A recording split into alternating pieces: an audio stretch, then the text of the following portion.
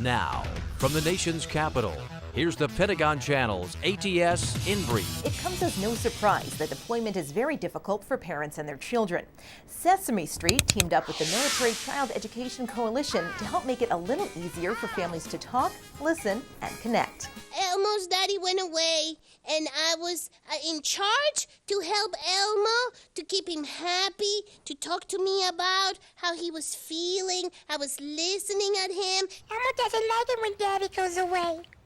Watching my father deploy when I was a child, everything was on my mom's shoulders.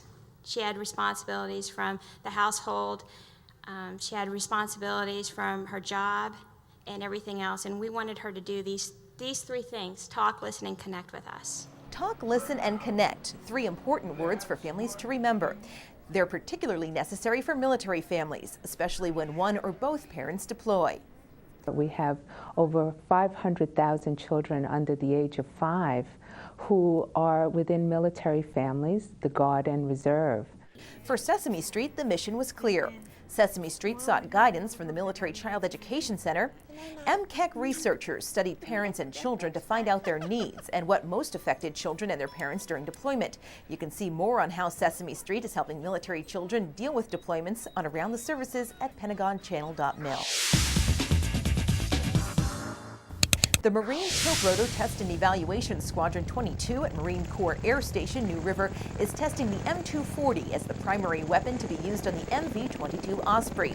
Until now, the aircraft has never had such a weapon system. Well, it's a big step forward. Up till now we haven't had a weapon on the system. There's some unique challenges with the Osprey and putting a gun on it. The Osprey's limited fields of fire make it difficult to place a weapon system in an effective location, but a swivel mount off the ramp has proven a viable option. The commander of Multinational Corps Iraq says the latest U.S.-Iraqi security effort in Baghdad has paid strong dividends. Lieutenant General Peter Corelli says he's personally seen a decrease in violence and improved living conditions. I've been into every one of those areas. I've talked with the people. I've seen markets open up.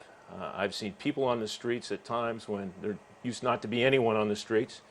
And I've even seen people returning to their neighborhoods, as I did in Dora the other day, when I talked to a family who had moved out when the violence was very, very high, and were very appreciative of our efforts in Dura, as they are all over Baghdad, to lower the sectarian violence.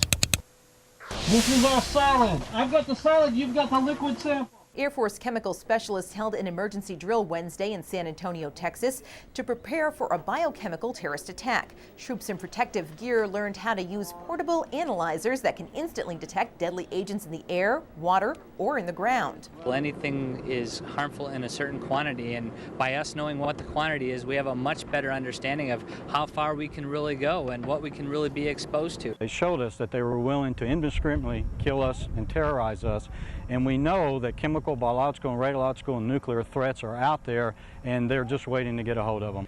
Military leaders say these Air Force engineers will be part of the first response to a biological attack.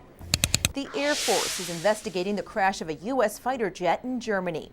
Officials say the 22nd Fighter Squadron F-16 Fighting Falcon was on a training mission when it went down Thursday, about 10 miles north of Spangdahlem Air Base. They say the pilot ejected safely and is in good condition. Initial reports show the aircraft damaged only trees in the field where it went down. Wall Street joined remembrance ceremonies around the world, honoring service members who remain missing in action from all wars. The New York Stock Exchange also paid tribute to POWs and MIAs Thursday night as William Frampton, senior liaison officer with the Air Force's Missing Persons Branch, rang the closing bell. Joining Mr. Frampton were service members from the Army, Navy, Air Force, and Marines. To find out how you can watch the Pentagon Channel where you live, contact Dish Network. PSP share prices for Friday, September 15th opened at $11.55 for the G Fund, $10.91 for the F Fund, $14.48 for the C Fund, $17.17 for the S Fund, and $19.93 for the I Fund. For the Pentagon Channel, I'm Army Sergeant Lee McMahon.